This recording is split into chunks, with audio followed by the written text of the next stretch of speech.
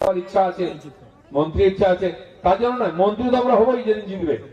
আমাদের পার্টির লোক মুখ্যমন্ত্রী হবে, মন্ত্রী হবে, কারণ আমরা পার্টি করেছি, সরকার চালাবে। লোককে যে বঞ্চিত করেছে তাকে সমান অধিকার দেবো বলে, কেন্দ্রে সব পাঠানো টাকা, সব প্রকল্পের সুবিধা দেবো বলে। কিন্তু এই সরকার যতদিন থাকবে, দিদিমণি যতদিন থাকবে, দুঃখের শেষ নেই। আপনি ভোট না দিলেও জিতে যাবে, আপনার ভোট ওরা নিয়ে নেবে। দেখেছেন কিনা এসআইআর সব নাম ফর্ম ফিল আপ করেছেন তো? সবাই করেছেন? পশ্চিমবাংলার লোক খুব পাক্কা। দিদি যত বলেছে ফর্ম ফিল আপ করবেন না, করবেন না, এদিকে ফর্মটা নিয়ে টেবিলের তলায় রেখে দিয়েছে নিজেরটা।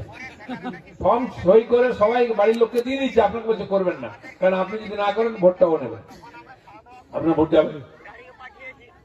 ওর ফুফা পিসি এরা বাংলাদেশ থেকে এসছে, তাদেরকে নাম দিয়ে দিচ্ছে। 2 বছর 4 বছর আগে ভোটার হয়ে গেল, আর আমরা এখানে বছরের পর বছর আছি, তার নাম উঠতে যায় না। লিখে দিলে বৌমা এসছে অন্য জায়গা থেকে, তার নামটা ট্রান্সফার করবো, 2 বার লিখলেও তার নাম দেবে না, জানে ভোট দেবে না। তো এই এসআইআর বন্ধ করার জন্য কত চিৎকার, করতে দেবো না, এই তাই ওই কি হলো, ঘন্টা হলো, কিছুই করতে পারে না।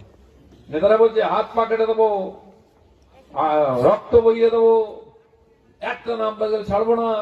কি হলো বুঝতেই পারলে না, 15 দিনের মধ্যে লোকে ফর্ম নিয়ে এসে ভর্তি করে দিয়ে দিল।